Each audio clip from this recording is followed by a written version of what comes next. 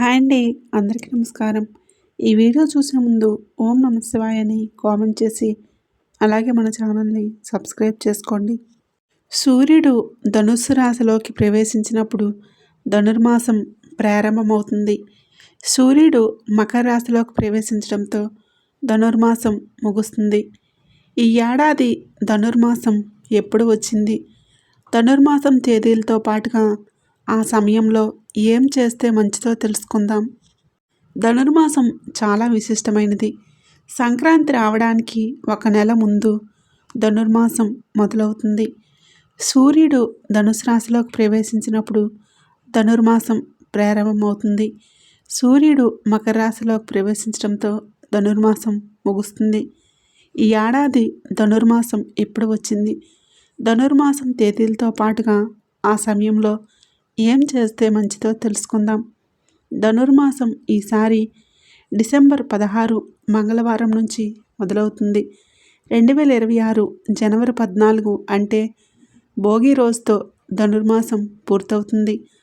మకర సంక్రమణం జనవరి 14 రాత్రి 9:11 ప్రారంభమవుతుంది. జనవరి 15 సంక్రాంతి పండుగ వచ్చింది. ఆ రోజు నుంచి ఉత్తరాయణ పుణ్యకాలం మొదలవుతుంది. ధనుర్మాసంలో ఉదయం సాయంత్రం 2 సార్లు ఇంటిని శుభ్రం చేసుకొని దీపారాధన చేయాలి.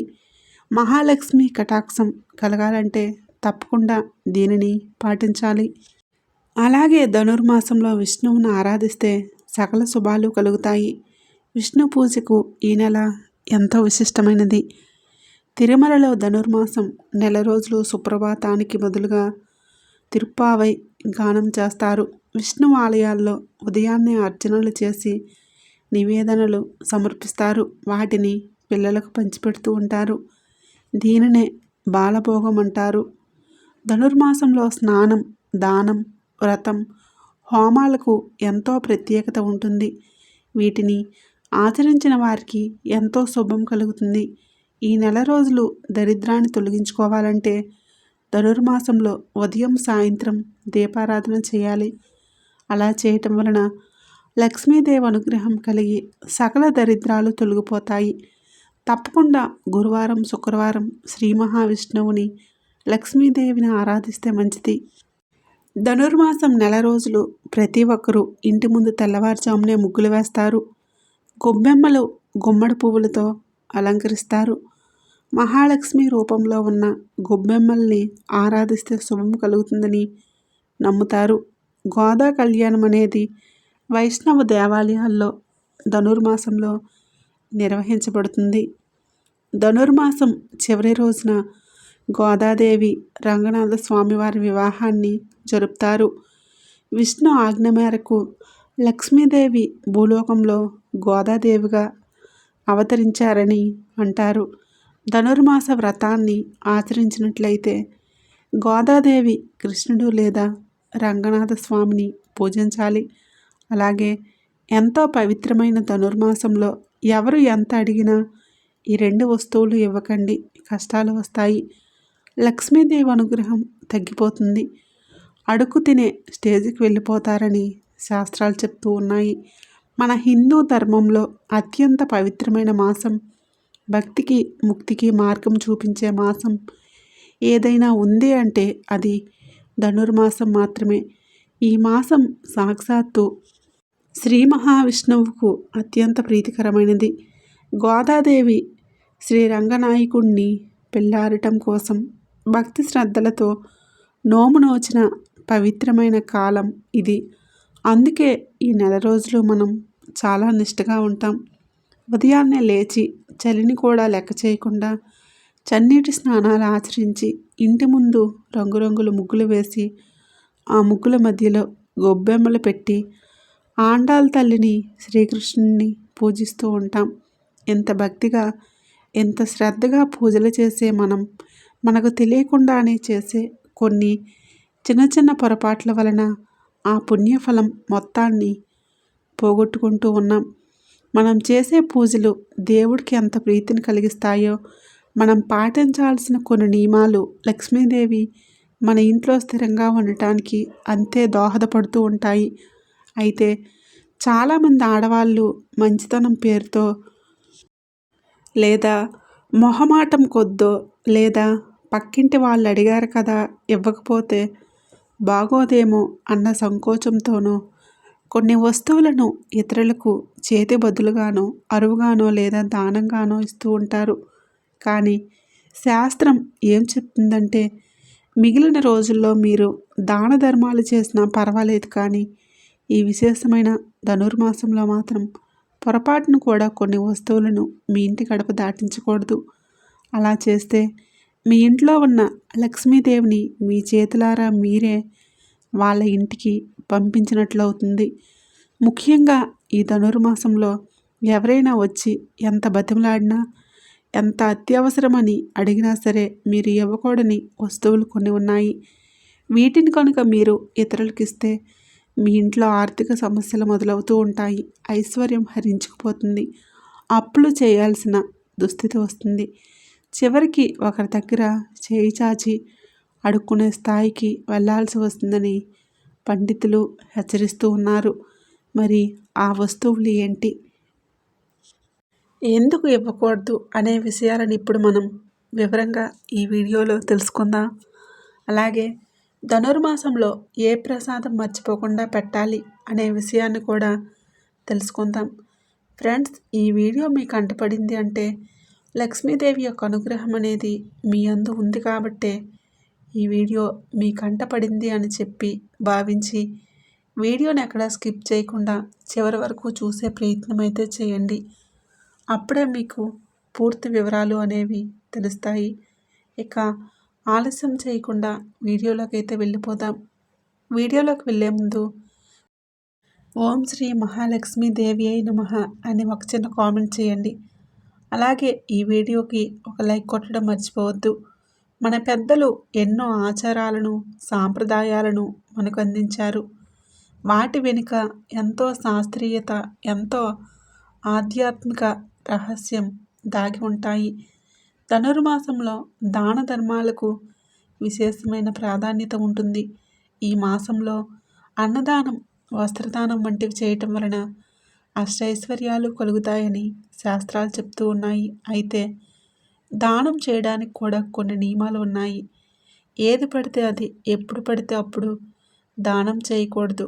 కొన్ని వస్తువులు మన ఇంటి ఐశ్వర్యానికి, మన సౌభాగ్యానికి ప్రతీకలుగా ఉంటాయి.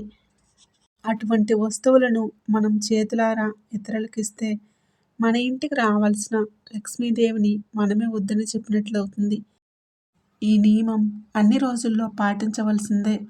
అయినప్పటికీ ధనుర్మాసంలో దీని ప్రభావం 100 రెట్లు ఎక్కువగా ఉంటుంది. ఎందుకంటే ఈ మాసంలో దేవతలందరూ భూమి మీద సంచరిస్తూ ఉంటారు.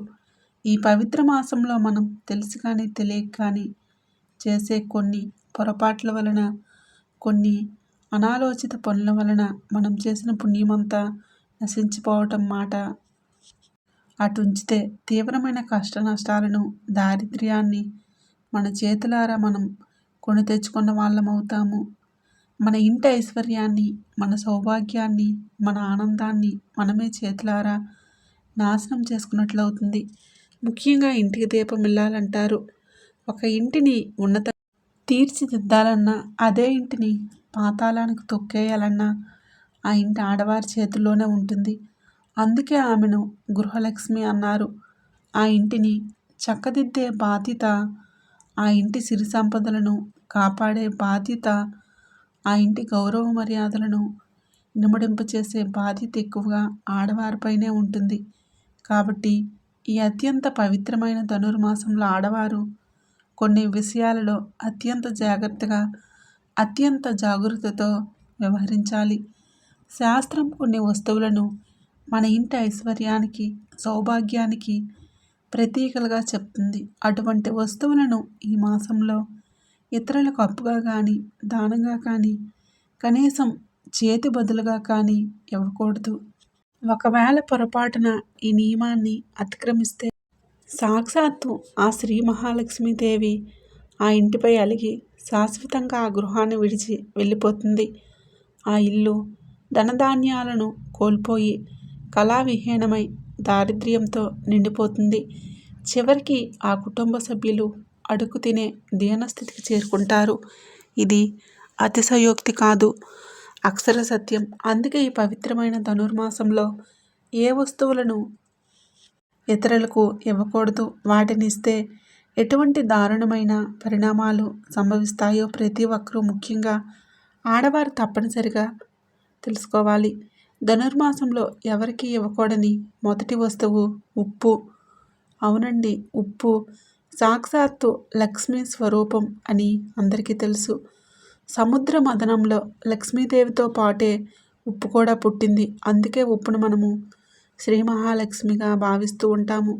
సాధారణ రోజుల్లోనే ఉప్పును ఎవరికి చేతికి ఇవ్వకూడదని చెప్తూ ఉంటారు. అటువంటిది విష్ణువుకు, లక్ష్మీదేవికి అత్యంత ప్రీతికరమైన ఈ ధనుర్మాసంలో మీరు ఇంట్లో ఉన్న ఉప్పును పక్కింటి వాళ్ళకో, ఎదురింటి వాళ్ళకో అరువుగా కానీ, లేదా వాళ్ళ ఇంట్లో అయిపోయిందని అడిగితే సహాయం పేరుతో కానీ అస్సలు ఇవ్వకూడదు. సాయంత్రం వేళల్లో అసలే ఇవ్వకూడదు. ఒకవేళ ఎవరైనా వచ్చి అమ్మ కూరల్లో ఉప్పు తక్కువైంది, కాస్త ఉప్పు ఉంటే ఇవ్వవా అని అడిగితే మీరు మొహమాటంగా లేదని చెప్పేయండి, లేదా ఇప్పుడు ఇవ్వకూడదని చెప్పండి.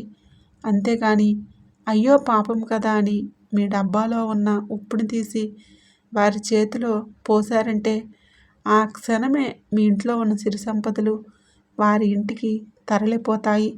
ఉప్పు ఎలాగైతే నీటిలో కరిగిపోతుందో మీ ఇంట్లో ఉన్న డబ్బు కూడా అలాగే అనవసరమైన ఖర్చుల రూపంలో కరిగిపోతుంది. కాబట్టి ఈ నెల రోజులు ఉప్పు విషయంలో చాలా జాగ్రత్తగా ఉండండి. రెండవది, మరియు చాలామంది తరచుగా ఇచ్చే వస్తువు బియ్యం. అన్నం పరబ్రహ్మ స్వరూపం. అన్నం దానం చేయటం చాలా గొప్ప విషయమని మనకు తెలుసు. కానీ ఇక్కడ మనం గుర్తుంచుకోవలసిన విషయం ఏంటంటే, ఆకలితో ఉన్న వారికి అన్నం పెట్టడం.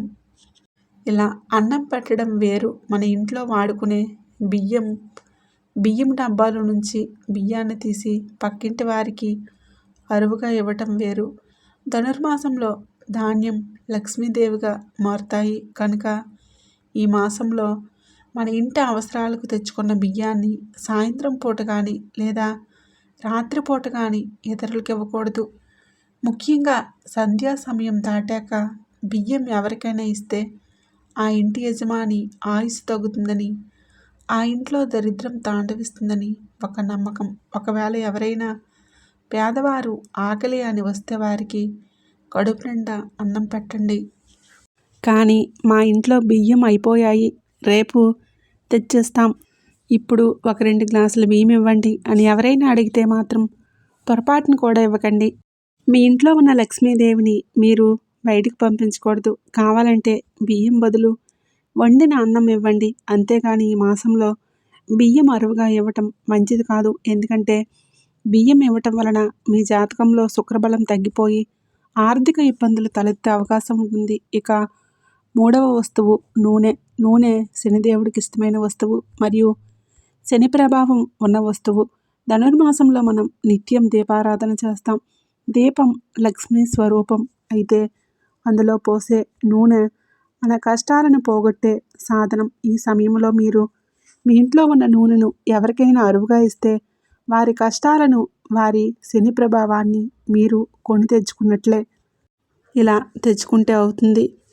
లేదా మీ ఇంట్లో ఉన్న సౌభాగ్యాన్ని వారికి ధారపోసినట్లే అవుతుంది. పక్కింటి వాళ్ళు వచ్చి డీప్ ఫ్రై చేసుకోవడానికి వంట నూనె సరిపోలేదు, కాస్త నూనె ఇవ్వండి అని అడిగితే దయచేసి ఇవ్వకండి. నూనెను దానం చేయాలంటే అది కేవలం శనివారం నాడు నవగ్రహాల దగ్గర లేదా గుళ్ళో మాత్రమే చేయాలి. అంతే తప్ప ఇంటి దగ్గర పక్కవారికి చేతి బదులుగా ఇవ్వకూడదు. అలా ఇస్తే అప్పుల బాధలు చుట్టుముడుతూ ఉంటాయి. మీరు ఎంత సంపాదించినా అది నూనెలా కారిపోతుందే తప్ప చేతిలో నిలబడదు. ఆరోగ్య సమస్యలు కూడా వచ్చే ప్రమాదం ఉంది. తర్వాత వస్తువు పాలు మరియు పెరుగు. గోదాదేవి శ్రీకృష్ణుని పూజించేటప్పుడు పాలు, పెరుగు, వెన్నలను నివేదించేది అని మనకు తెలుసు. ఆండాల్ తల్లిపాలు విరుగుతాయేమో అనే భయంతో పెరుగు చిలకడం కూడా మానేసి శ్రీకృష్ణుడి ధ్యానంలో ఉండిపోయేది. గోమాత నుండి వచ్చే ఈ పాలు, పెరుగు సకల దేవతలకు నివాసం. ముఖ్యంగా లక్ష్మీదేవి గోమయంలో, గోమూత్రంలో, పాలల్లో నివసిస్తుంది. ఈ ధనుర్మాసంలో సాయంత్రం వేళ పాలు కానీ పెరుగు కానీ ఎవరికి ఇవ్వకూడదు. పాలు శుక్రగ్రహానికి, చంద్రుడికి సంబంధించినవి. పెరుగు కూడా అంతే. వీటిని ఇతరులకు ఇస్తే మీ ఇంట్లో ఉన్న మానసిక ప్రశాంతత దెబ్బతింటుంది. పిల్లల ఆరోగ్యం పాడవుతుంది. మీ ఇంట్లో అభివృద్ధి కుంటుపడుతుంది. పాలు పొంగినట్లు మీ ఇంట ఐశ్వర్యం పొంగాలి అంటే ఈ నెల రోజులు ఎవరికి పాలు పెరుగు అరువుగా ఇవ్వకండి. ఒకవేళ ఇవ్వాల్సి వచ్చిన దానికి ప్రతిఫలంగా డబ్బు తీసుకోకుండా ఉచితంగా ఇవ్వకండి. కానీ సాధ్యమైనంత వరకు నివారించడమే ఉత్తమం. ముఖ్యంగా పెరుగును రాత్రిపూట అసలు ఇంటి గడప దాటించకూడదు. దీనివలన వంశ అభివృద్ధికి సంబంధించిన దోషాలు కలుగుతాయని శాస్త్రం చెప్తుంది. మరొక ప్రమాదకరమైన వస్తువు మిరియాలు.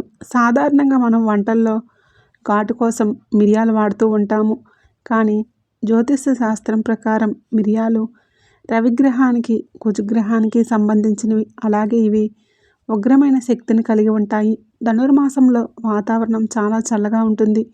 ఈ సమయంలో శరీరంలో వేడిని పుట్టించడానికి మిరియాలు వాడటం మంచిదే. కానీ వీటిని ఎవరికైనా దానంగా ఇస్తే మాత్రం గొడవలు జరుగుతాయి. అవును, మీరు విన్నది నిజమేనండి. మిరియాలు ఎవరికైనా చేతికిస్తే తీసుకున్న వారికి, ఇచ్చిన వారికి మధ్య మనస్పర్ధలు, గొడవలు, శత్రుత్వం ఏర్పడే అవకాశం ఉంటుంది. మీ బంధువులే అయినా సరే లేదా మీ ప్రాణ స్నేహితులైనా సరే వారు మిరియాలు అడిగితే లేవని చెప్పండి.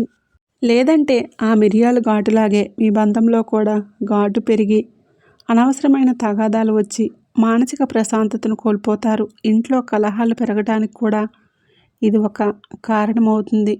అలాగే శనగపిండి, శనగలు గురుగ్రహానికి సంబంధించిన ధాన్యం.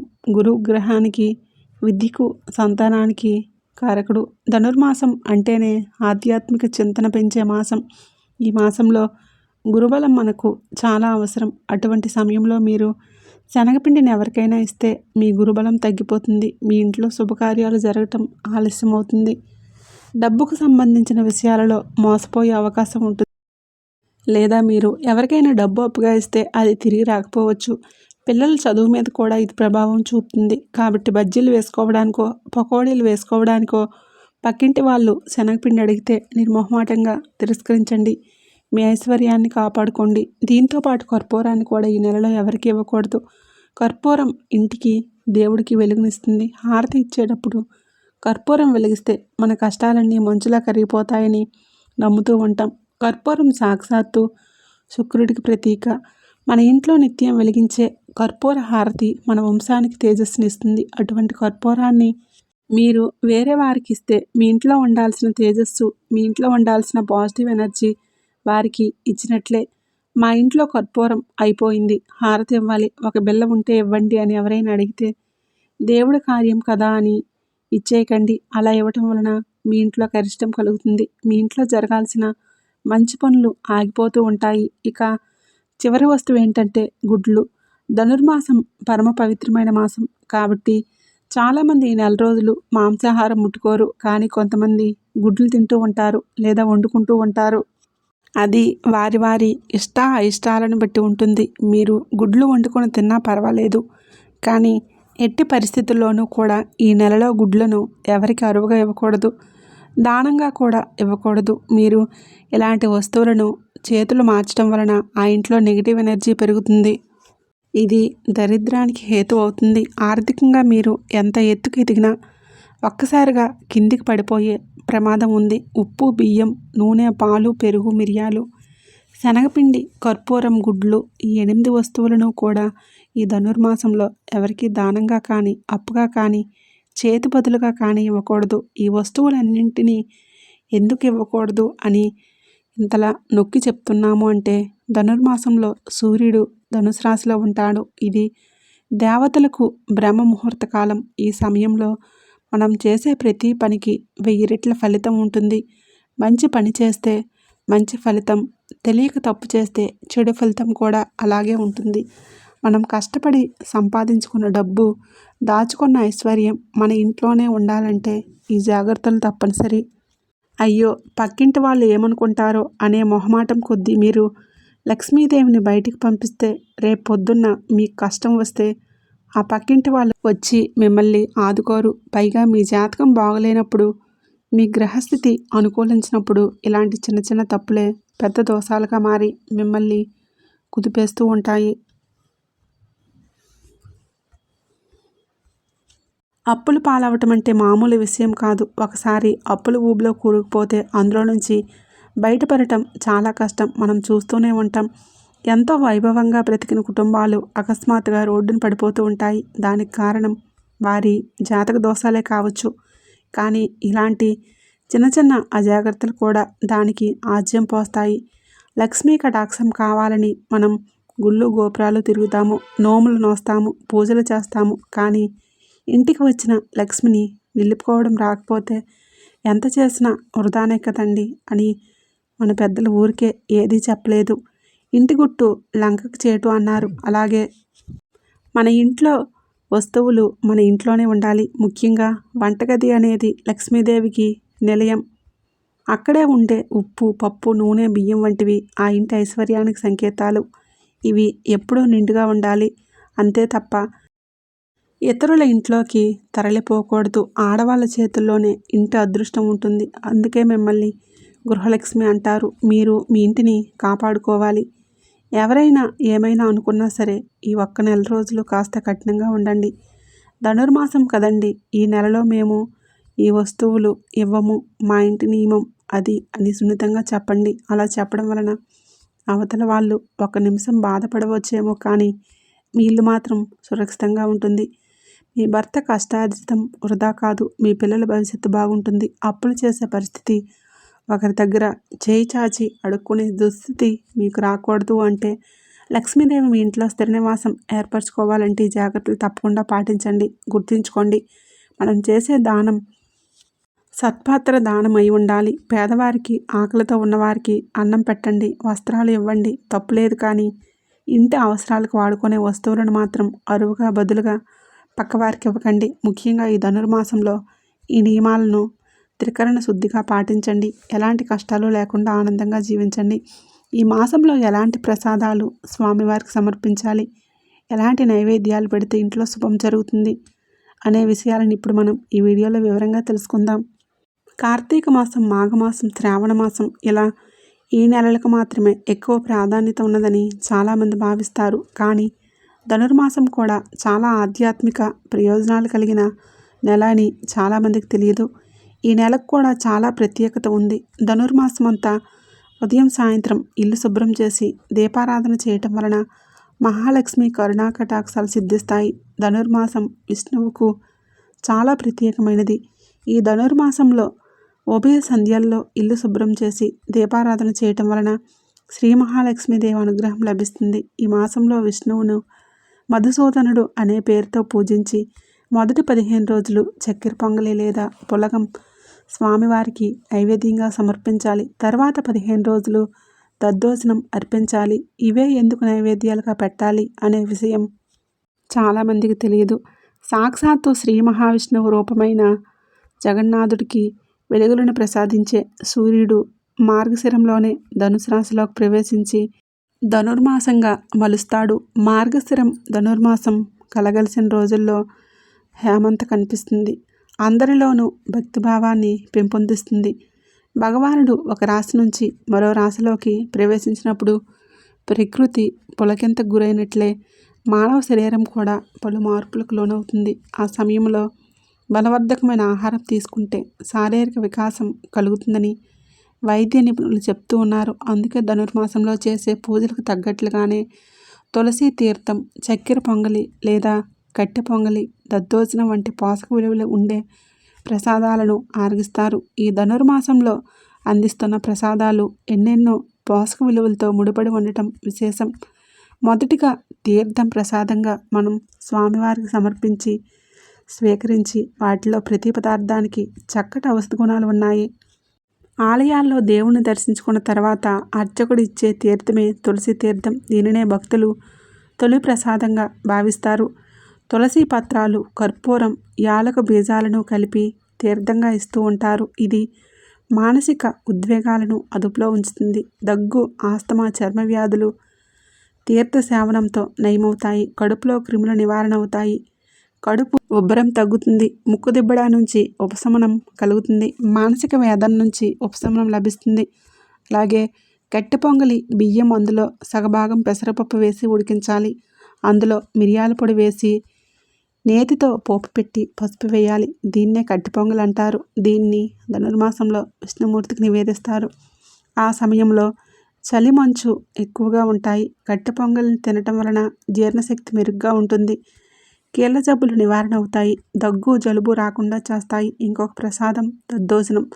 తాలింపు పెట్టిన పెరుగన్నమే దద్దోజనం. ఆవు పాలను బాగా మరక్కాచి చల్లార్చి తోడుపెట్టిన పెరుగులో మిరియాలు, ఇంగువ, సొంఠి మొదలైన వాటిని అన్నంలో వేసి కలపాలి. దానిని ఆవు నేతితో పోపు పెట్టాలి. ధనుర్మాసంలోని 2వ పక్షంలో దీన్ని ప్రసాదంగా నివేదిస్తారు. మంచు, చలి ఎక్కువగా ఉండే ఈ సమయంలో దద్దోజనం ప్రసాదంగా తీసుకోవటం వలన జలుబు, విషజ్వరాలు, శీతల జ్వరాలు రాకుండా నిరోధిస్తుంది. మరొక విషయం ఏంటంటే ధనుర్మాసంలో పగటి కాలం తక్కువ, రాత్రికాలం ఎక్కువ ఉంటుంది. దీనివలన జీర్ణశక్తి చాలా ఎక్కువగా ఉంటుంది. ఎందుకంటే రాత్రంతా ఏమీ తినకుండా ఎక్కువ సమయం ఉంటాము కనుక ఉదయం లేవగానే ఆహారం తినాలి. అలా కాకుండా ఉదయం 10 లేదా 11 గంటలకు తింటే జీర్ణం అవ్వదు. ఉదయం లేవగానే తినేస్తే తిన్న పదార్థం జీర్ణం అవ్వడానికి కావలసిన ఉష్ణశక్తి లభిస్తుంది. అందుకే ధనుర్మాసం ఉదయం లేవగానే పూజ చేసి ప్రసాదం పెట్టి స్వీకరించాలని పెద్దలు నియమం పెట్టారు. ముఖ్యమైన నైవేద్యాలు కట్టి పొంగలి, దద్దోజనం. ధనుర్మాసంలో కందిపప్పు కాదు, కేవలం పెసరపప్పు మాత్రమే తినాలని పెద్దలు చెప్పారు. ఎందుకంటే పెసలు బుధునికి ప్రతీక, బియ్యం చంద్రుడికి ప్రతీక. 2 పాళ్ళు పెసరపప్పు, 1 పాలు బియ్యం రవికి ప్రతీక అయిన మిరియాలు, నెయ్యి కలిపి కట్టి పొంగల్ చేసి ఉదయం 6 నుండి 9 లోపు ప్రసాదం నివేదించి తినేసేయాలి. ధనుర్మాసంలో మొదటి 15 రోజులు అంటే పౌర్ణమి వరకు ఇలా కట్టి పొంగలి ప్రసాదం పెట్టాలి. పౌర్ణమి దాటిన తర్వాత దద్దోజనం నివేదన చేయాలి. అన్నం, పెరుగు సమపాలల్లో కలిపి నేతితో చేసిన పోపు వేసి దద్దోజనం చేయాలి. నూనెతో పోపు పెట్టకూడదు. నేతితోనే పోపు పెట్టి దద్దోజనం చేసి ఆ దద్దోజనాన్ని ప్రసాదంగా పెట్టి స్వీకరించాలి. ఎందుకంటే ధనుర్మాసంలో చలి ఎక్కువగా ఉంటుంది. ఈ చలిని తట్టుకునేందుకు మన శరీరంలోని ఉష్ణమంతా బయటకు వచ్చేస్తుంది. ఉష్ణం తగ్గితే చర్మం ముడతలు పడుతుంది. ఉష్ణం పెరిగితే చర్మం వదులుగా మారుతుంది. మనలో ఉండే ప్రాణశక్తి ఉష్ణశక్తి. ఈ ఉష్ణశక్తి 98.4 డిగ్రీలు ఉంటుంది. ఇది ఎక్కువగా ఉన్న ప్రమాదమే, తక్కువగా ఉన్న ప్రమాదమే. ఈ ఉష్ణాన్ని సమంగా ఉంచే శక్తి ఋతుధర్మాన్ని అనుసరించి ఏ పదార్థానికి ఉంటుందో ఆ పదార్థాన్ని భగవంతుడికి నివేదన చేసి మనం ప్రసాదంగా తీసుకోవటం వలన భౌతికమైన పదార్థాన్ని ఆధ్యాత్మిక భావనతో మేళవించి దైవనామ స్మరణ చేస్తూ తీసుకోవటం వలన ఆరోగ్యం లభిస్తుంది. ఆనందంగా కూడా ఉంటాము. అందుకే ఏ ఋతువులో ఏ పదార్థం తినాలో మన పెద్దలు ముందే శాస్త్రాల్లో చెప్పారు. ఆ క్రమంలో ఈ ధనుర్మాసంలో 15 రోజులు కట్టి పొంగలి, 15 రోజులు దద్దోజనం తినాలని పెద్దలు చెప్పారు. అలా ఈ ప్రసాదాలు దేవుడికి సమర్పించి తినటం వలన చక్కటి ఆరోగ్యం, ఐశ్వర్యం రెండూ కూడా సిద్ధిస్తాయి. కనుక అందరూ కూడా ఈ ధనుర్మాసంలో ఈ ప్రసాదాలు భగవంతుడికి నివేదన చేసి మంచి ఆరోగ్యాన్ని, ఐశ్వర్యాన్ని పొంది సంతోషంగా జీవించండి. ఈ వీడియో నచ్చినట్లయితే తప్పకుండా లైక్ చేయండి, షేర్ చేయండి. అలాగే మన ఛానల్ని తప్పకుండా సబ్స్క్రైబ్ చేసుకోండి.